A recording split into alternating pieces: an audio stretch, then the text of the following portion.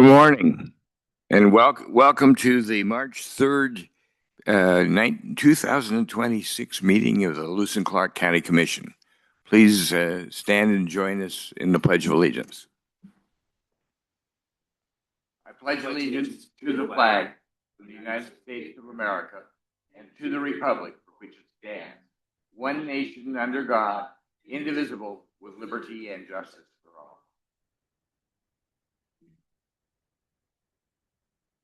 I'll introduce the folks up on this end of the room for a minute. To our far left is Jenny Chambers, who is Director of Public Works and Planning. Brandy Grandy is next. She is keeping track of all of the proceedings today. Commissioner Andy Hunthausen. I'm Tom Rolfe, Chair of the Commission this year. Commissioner Candace Payne. We have Nico Hash and TJ Murphy from the County Attorney's Office trying to keep us on the straight and narrow. And Roger Baltz, our Chief Administrative Officer. Just beyond the bar, there is a place for visitors to sign up, leave contact information for us. We'd ask you to do that. There's also an agenda for today's meetings there. I'm going to take a little executive privilege this morning. As I've mentioned a couple times before, I'm pretty excited about celebrating the 250th anniversary of our country. And it was 250 years ago this week that under General Washington's command, they moved a bunch of heavy cannon from Fort Ticonderoga over and placed them secretly at Dorchester Heights, overlooking the Boston Harbor, surprising many of the British enemy. When you think of the key part that George Washington had in the history of this country, and his brilliance as a general, his humility as a leader, certainly we could have done no better for our first president. I'd like to go on now. We have a consent action item. Roger, would you please present that? Thank you, Mr. Chair and Commissioners. This item has nothing to do with cannons. It's item 3A, the yearly fuel tax certification of roadway mileage. Staff recommends approval of that item, Commissioners. That's the only consent item for you today. Thank you. Right. Are there any questions from the Commission? Any questions? Is there any public comment on this item? Any public comment? There being none, do we have a motion? Mr. Chair, I'd move that we approve consent action item 3A as presented. Second. Just a comment. We are now up, according to this, we are up to 1,517.797 miles of county roads. Amazing, and here in our county. If there's no further comment, we'll move to a vote. All those in favor, please say aye. Aye. Aye. Opposed, same sign. Motion passes unanimously.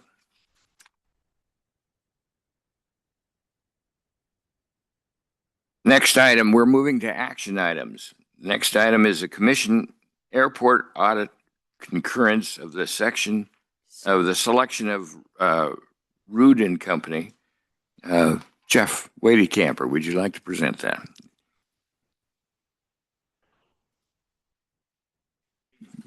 Green light, if you can. There we go. Good morning, Mr. Chair, Commissioners, staff. My name is Jeff Wadekamper. I'm the airport director at the Helena Regional Airport, which is located at 2850 Mercer Loop.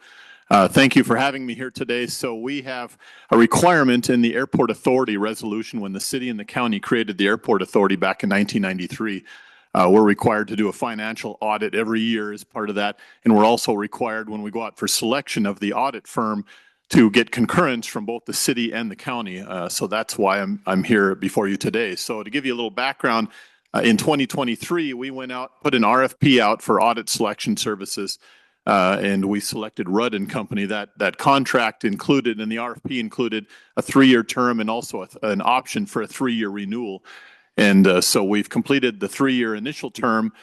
We would like to pursue the renewal period. Rudd and Company has done a phenomenal job. They've been great to work with.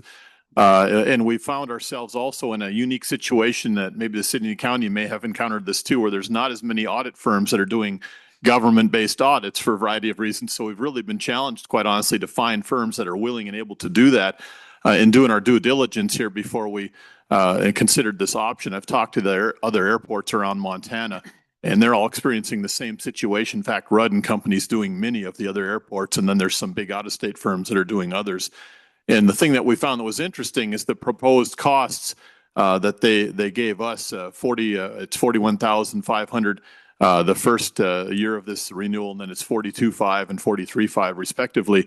That's about almost half, in some cases, a third of the cost that some of these other airports are paying, which is amazing to find that out. So all told, we looked at it and felt like, it was a very worthwhile thing to renew for the 3-year term.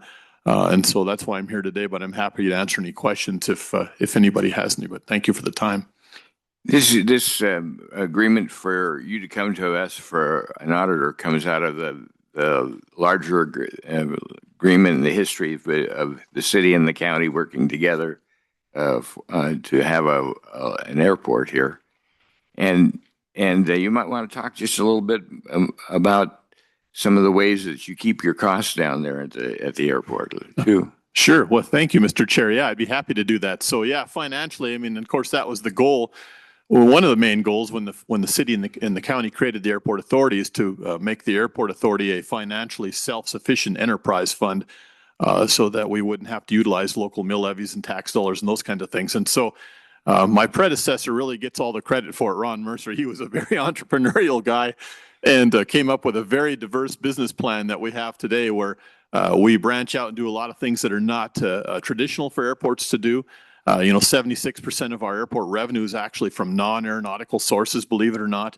And that's been a huge component of the success of the airport authority in the business plan of being able to do that. And of course, then along with that, as part of the authority resolution, as you mentioned, Mr. Chair, we have to have financial audits every year because of the resolution, but also due to the requirements that we do get some FAA money, some federal funds from the Airway Trust Fund for aviation-specific infrastructure. So there's a requirement we do an audit for that purpose anyways. And so that all kind of ties it together and allows us to operate the airport authority the best we can and keep the services and all those things going and mitigate the burden on the local taxpayers.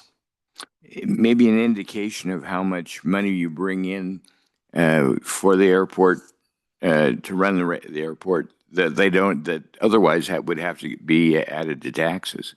Yeah, so right now, I mean, our budget this year is $12 million, and that includes some capital projects as well. So, yeah, it's significant to operate a 1,500-acre multifaceted campus. So it definitely, and we generate that from all those different sources. But prior to 1993, when the authority was created, we did get 2 mills from the county, I guess, from city and county, to operate the airport. So it's nice that we don't have to rely on that today. The city and the county and everybody has plenty of things that you need to try and figure out how to fund as it is. So we're proud that we can help with that fact and run the airport as its own business. And so you can utilize the maximum amount of those mills for other things that are needed for the community. Great. Any other questions from the commission? Mr. Chair.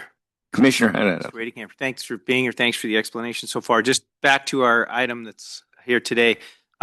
You are seeking concurrence from us and the city, correct? Your process with the city, has that happened already or is that to come?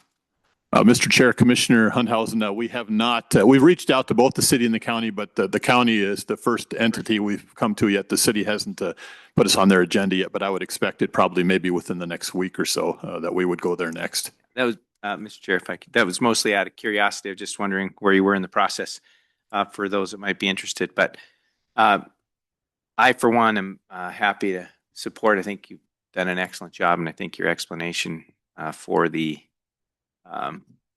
concurrence. The current concurrence request is very good, and it is a good deal. I think you're right on that. From looking at what we're being charged for our audits and how they've increased over the years, I think you're getting a pretty good deal there. So thank you. Thank you, Mr. Chair. Any other questions for Yeah, I've got a question. Commissioner Payne? I'm glad you're here to take care of all our curiosities. Jeff, what I think about all the buildings out there, and they have long-term leases with the airport authority. Do they also pay property taxes to the city and the county? So I'm thinking about the Costco building out there. Do they pay property taxes? I do, Mr. Chair.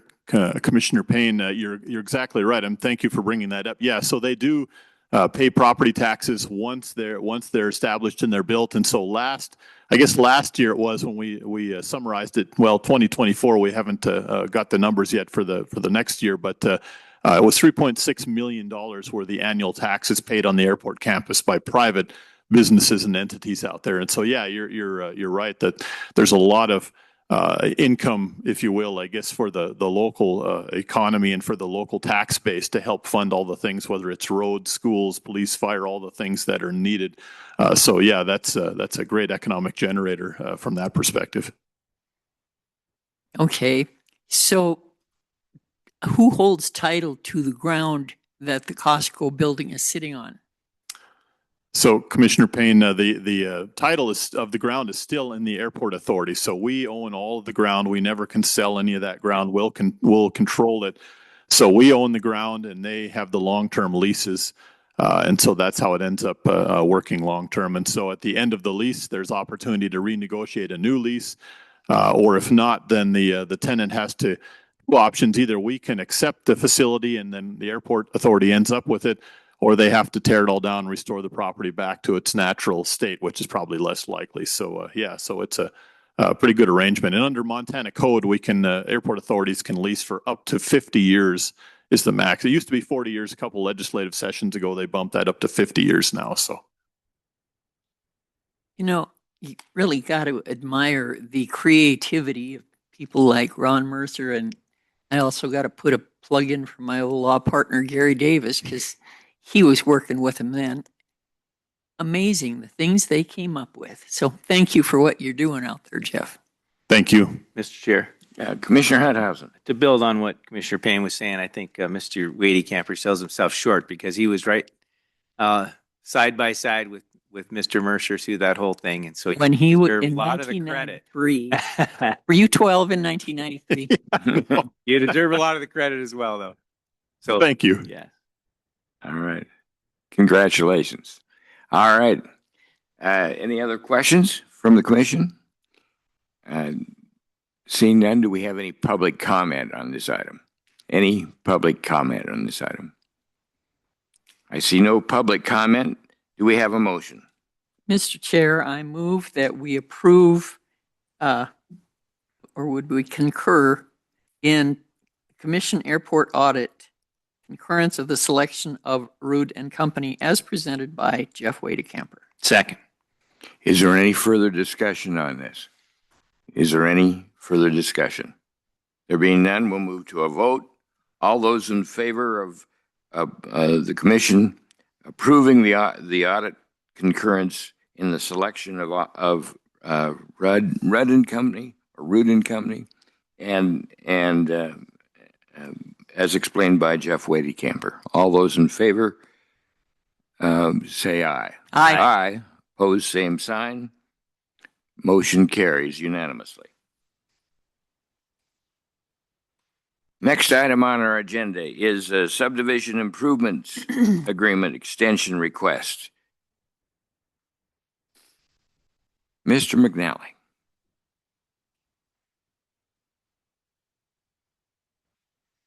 Good morning, Mr. Chair, Commissioners. Greg McNally with the Community Development Planning Department.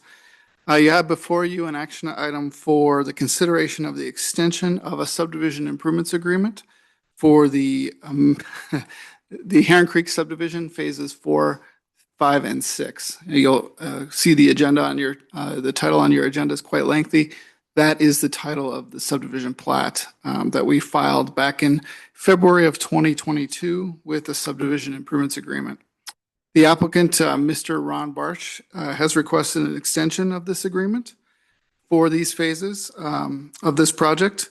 This was approved and recorded, as I said, on February of 2022. The approval did include this agreement, and we have been running an extension for this subdivision improvements agreement every year since that approval here. The approval had a couple of improvements that weren't complete. They were the remaining components of the wastewater treatment system, as well as an asphalt chip seal to the roads in the subdivision.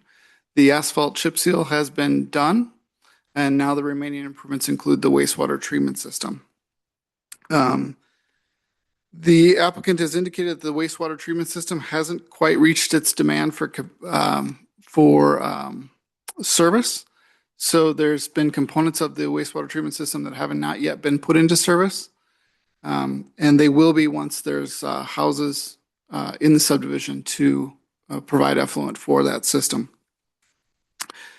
So until that is done, we continue to extend this subdivision improvements agreement to make sure that if those improvements are not done, we have a guarantee that they can be done. So we have a wastewater treatment system that will serve the remaining houses that are yet to be built in this subdivision. Included with the extension request is updated cost estimates from the applicant's engineer, Mr. Ryan Kasny, and a letter of credit in the amount of 125% of the estimated costs. This is $591,531.25. These documents are in your packet, included with the subdivision improvements agreement. I do have some information to share. Some screen here.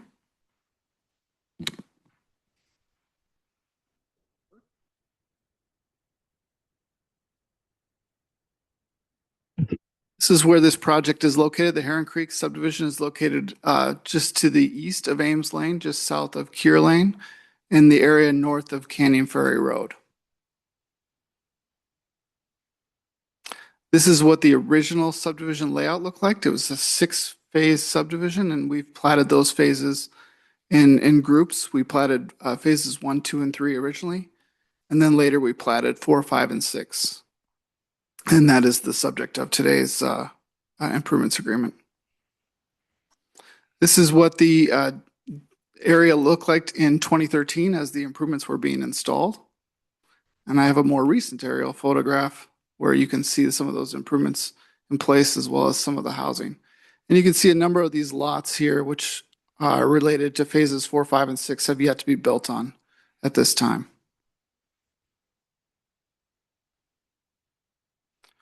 And some of the history on your screen for what we've done with this project in the past. As I said, we platted it in February of 2022. And we've extended this subdivision improvements agreement every year since, because the subdivision improvements agreement is good for a year, and then we get to entertain an extension if we need to. This request is to extend the completion date to February 8th, 2027. And then because we have a completion date of February 8th of 2027, we have a letter of credit that goes out 30 days later till March 8th of 2027. And as I said, the remaining improvements here are our public wastewater treatment system that will serve the subdivision. Commissioners, just a little bit of background, a little more background for you. When we complete a subdivision, when a subdivision is platted and some of the improvements are not yet complete, it's pretty typical for us to enter into a subdivision improvements agreement in which we financially guarantee the completion of those remaining improvements. That's what we're doing today here with this. And typically you don't see an extension over and over again. The improvements eventually will get done. In this particular case, we've seen multiple extensions of this project because of the nature of their public wastewater treatment system. It's a component-based system. And as there's houses to serve the system, the components get added in. So we actually don't want those out on the ground yet. If there's no effluent to run through them, we want them to go in as the homes come in and are ready to connect to them.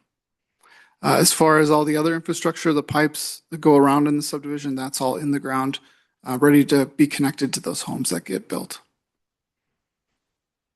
All right. Any questions from the commission? Commissioner I Payne. have some. Could you go back to the map of the subdivision and show me the location of, you said all the pipes are in the ground. Is there an area that where the wastewater treatment takes place? Old-fashioned way would be a lagoon or something, but I'm sure this is way more high-tech than that. Can you? So the treatment system is located right here in this lot right here. You actually can't see a lot of that infrastructure there because it's in the ground mostly. All the effluent goes to that system, it's treated, and then it flows to a drain field, which is located on this area right in here. So the drain field for all that wastewater is right here. And what is the black blob down there on the bottom of the map? Right? Yeah. What is that? This is a water collection pond that is on site that the applicant, he's got a couple of these. This one, there's one up here in the center where we've got this is where the fire protection source is provided.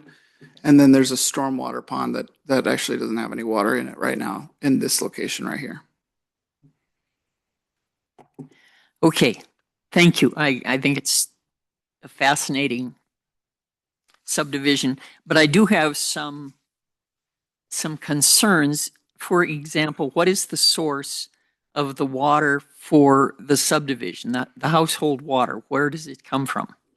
So there are wells from the groundwater here serving these lots. There is a series of shared wells throughout the subdivision that will provide service to these lots. I know that that's what's occurring up in here, and we've provided easements for shared wells to be located down in the other phases here that haven't been fully built out with housing. So that's all been approved by the DEQ. I have recently been made aware of homeowners who have purchased lots. They actually have houses on them, but due to the turmoil in the court over exempt wells, they don't have any right to use their well or the water that's on that property. Will this have an impact on maybe future sale of these lots, or and I know it's not within your control, but I think we have to have some idea as what's going to happen here. Mr. Chair, Commissioners, probably like any subdivision today that we've platted, it's really important for a future homeowner to be cognizant of their rights and their ability to get a legal right for water if they drill a well, if they participate in a well.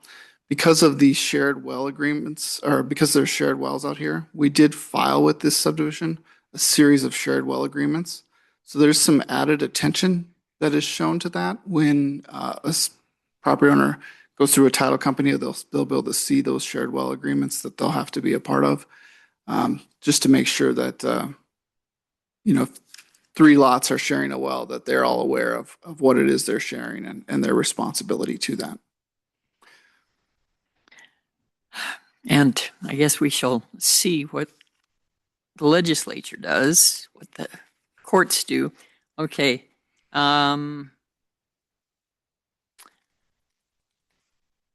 Okay, on the page 2 in the staff analysis, the letter of credit is to be provided until February 8th, 2027, which is coming up real fast. And I understand that the reason that it can't be finished right now has to do with the design of this wastewater treatment center. You don't need to put it into effect when we've got a whole bunch of lots that are not going to be using it. And that's cool. But I'm concerned that will the letter of credit be renewed should the treatment system not be fully completed by February 8th, 2027? So, and I'm thinking in terms of if they've sold 5 more lots, but not all of the lots, what happens? Does Mr. Barch come in and get another extension? Mr. Chair, Commissioners, you're exactly right. If we don't have improvements completed yet by February 8th of 2027, then the applicant has the opportunity to come in and request another extension. And we would prepare, get another source of financial guarantee, just like we have done for this particular item on your agenda today, where he came up, February 8th of 2026 arrived. Mr. Barch requested an extension, provided updated engineer's estimates because we want to make sure our costs are representative of today's costs, and then provided a letter of credit in the amount of 125% of those estimated costs. And that letter of credit now is good for another year. So we go out to February 8th of 2027. I have had some personal rude experience having to do with a letter of credit that ran out and nobody paid attention for about 4 years. And by the time I brought it to the attention of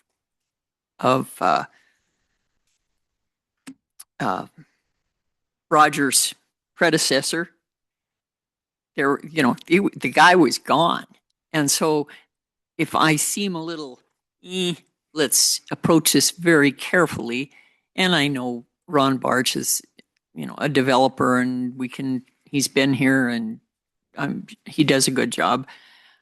But I'm still very suspicious of, okay, what if he gets run over by a truck and his successor in interest is not the man of his word that Ron is? Will $500,000 take care of the whole build out? Or, is the county going to be left with a mess like they were in the subdivision I talked about earlier? Mr. Chair, Commissioners, always a risk when we're talking about extending out an improvements agreement. We're talking about estimated costs. That's why we seek estimated costs from an engineer and he puts his stamp on it. That's why we have those estimated costs reviewed by our engineer to make sure we're looking at a price that we think is approachable. It's also why we ask for 25 additional percent.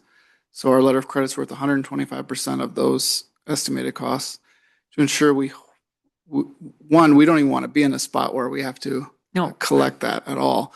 But if we do find ourselves in that situation, we would be very hopeful that remaining the amount of money we've set aside or through that letter of credit is enough to complete those improvements.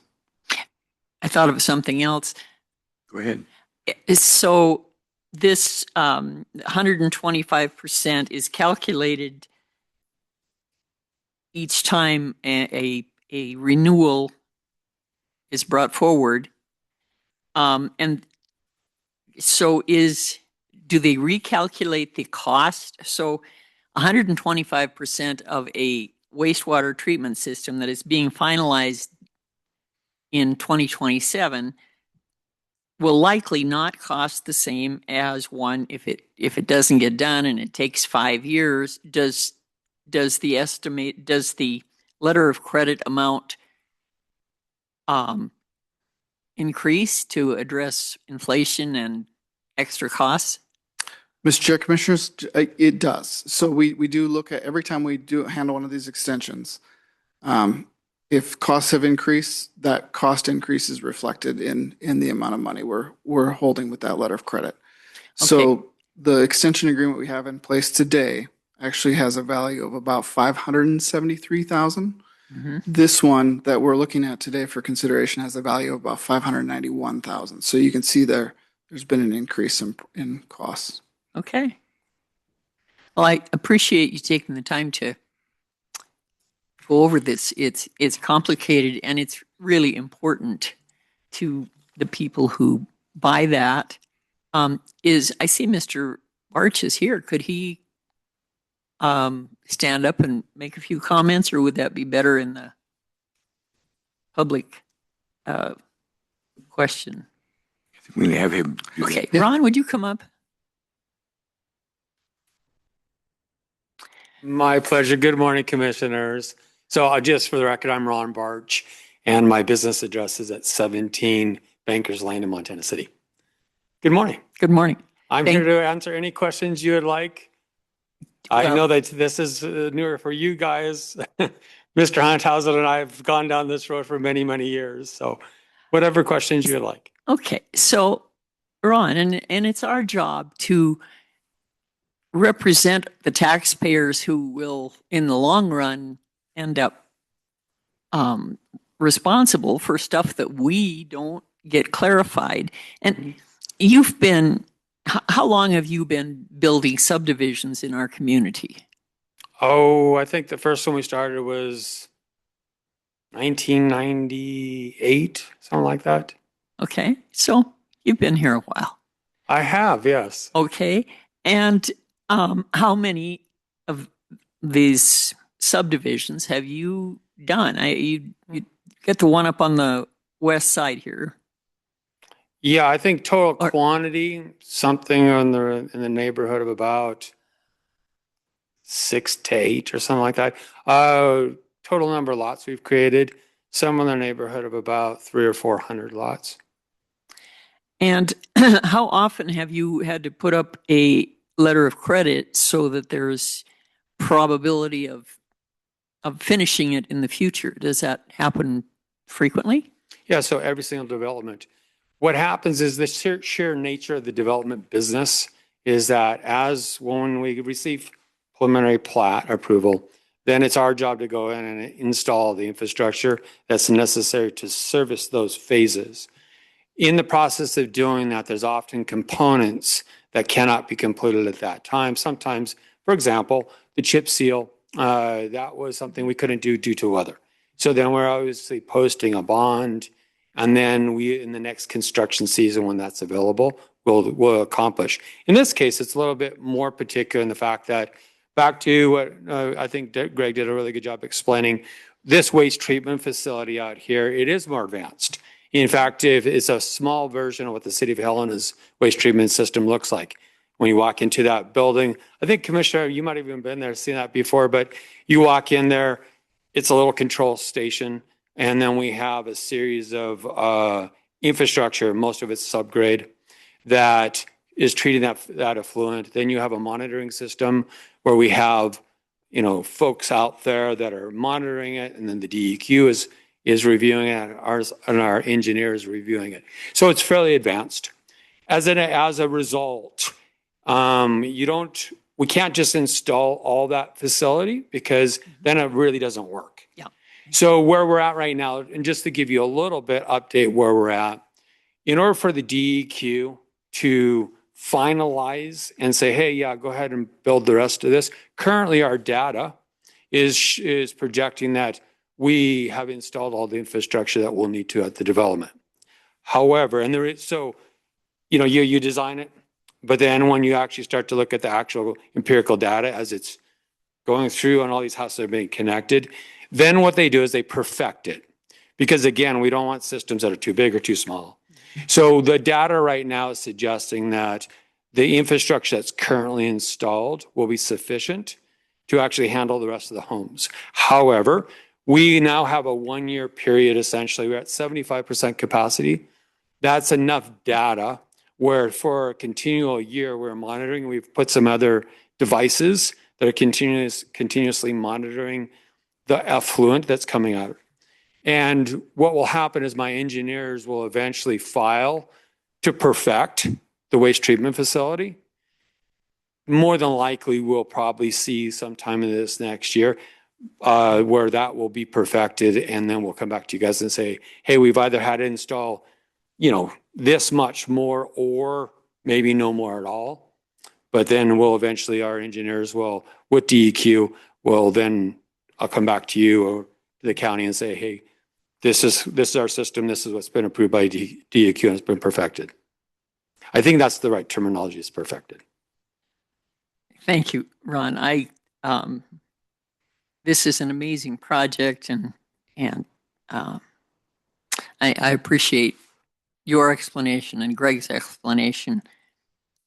I think it's quite fascinating. I have no more questions. Commissioner Hunthausen. Mr. Chair, thanks. Mr. Parch, welcome. Good to see you. Good to see you, Andy.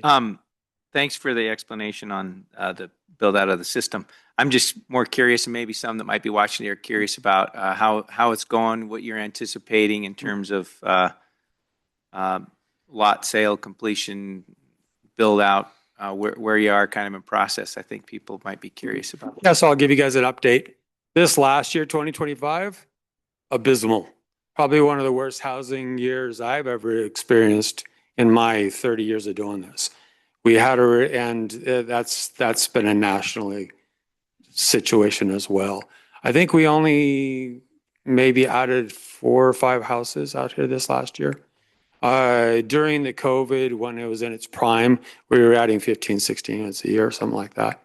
So not great, but hopefully this next year, at this point, from your perspective, from the community's perspective, there's about 30 more lots left to go.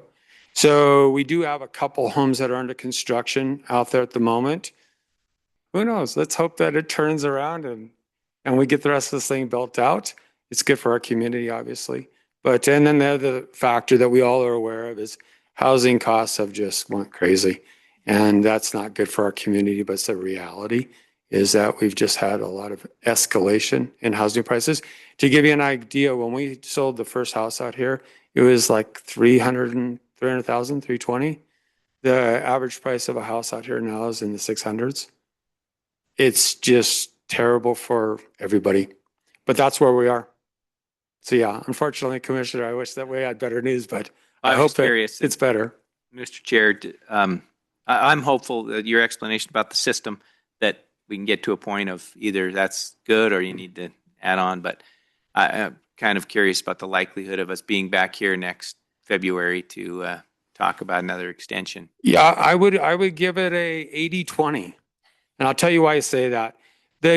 What has held us up so far, my engineers thought that they had enough empirical data to have perfected it this year. However, we had to install some different monitoring devices that were not required prior to this. What they used to do when they measured the effluent, they'd go out there and our system monitor would collect the data. And so our device out there, they would just collect and say, hey, it was today, this is what the flow rate is. And they would look at the last day that they collected, and then that would give you your flow for that time period. Well, now the requirement is they want continuous flow monitoring, meaning every single second, they want to know what the flow is. That's new, at least new in the requirement. So that happened in the middle of this year. My engineers had already submitted to have this perfected. But so to answer your question, I really can't guess what's going to happen with DEQ, but this is our current understanding. And as Commissioner Penn had already alluded to this whole water thing, it's huge. I'm one of the forefronts of that whole thing. Luckily, I don't think this subdivision is affected by that, but there's 160,000 lots in the state of Montana that are potentially susceptible to this litigation that's undergoing at the moment. And we are hopeful in this legislation session that we can get through a few of those. This subdivision was prior to all that, 2014 is what they're going to the look back period. This is before that. But heck, who knows? That's where we're at. Thank you. Thank you, Mr. Chair. All right. Any other questions? Any other questions? All right. Well, let's ask for public comment. Thank you. Is there any public comment? Is there any public comment on this item? I seeing none. Do we have a motion? Mr. Chair, I'd move that we approve the Subdivision Improvements Agreement extension request for Heron Creek Subdivision as presented by Mr. McNally. Second. We have a motion and second. Is there any further discussion? Any further discussion? I would just like to comment that I hope that Mr. Barch is able to get them sold as soon as possible and makes a little money so he can go out and do some more great work in our community. Seeing no further discussion, we'll move to a vote. All those in favor of approving the Subdivision Improvements Agreement extension request for amended plat of lot 4PA of the first amendment of Heron Creek Subdivision, phases 1, 2, and 3, otherwise known as the Heron Creek Major Subdivision, phases 4, 5, and 6. All those in favor of that extension, please say aye. Aye. Aye. Opposed, same sign. Motion passes unanimously. We're on to the next item on our agenda is a board appointment. Roger, do you have some information for us? Thank you, Mr. Chair and Commissioners. This is item 4C on the agenda today. It is a board appointment. It is for the Forestvale Cemetery Board. The candidate under consideration meets the qualifications for the board. This is a 3-member board. There is 1 vacancy on the board. Betty March applied. There were no other applicants. Staff recommends that the commissioners consider the applicant to a partial term that will expire August 31, 2028. Thank you, Commissioners. Are there any questions from the commission? No. Any questions from the commission? Seeing none, is there any public comment on this item? Any public comment on this item? We see no public comment. Do we have a motion? Mr. Chair, I move that we approve the board appointment for the Forestvale Cemetery Board as presented by Roger Balls. Second. Is there any further discussion? Any further discussion? Just a comment. We appreciate people who are willing to volunteer to be on our boards and committees. We have a lot of opportunities for folks who'd like to get more involved in different aspects of county government. And we encourage people to take a look at our website and look at the opportunities for folks to do it. It's government works best when people get involved, and we would encourage you to do that. If there's no further discussion, we'll move. We will. I guess we have voted, right? We've got to have a public comment. Pardon me? Well, I'm sorry. We got a motion in a second. We need to vote. Okay. All right. All those in favor say aye. Aye. Aye. Opposed, same sign. Motion passes unanimously. We have arrived at the point in our meeting today where we offer an opportunity for the public to make a comment on anything that's under the jurisdiction of this commission, but not on today's agenda. Is there any public comment? Is there any public comment? There being none, we're adjourned.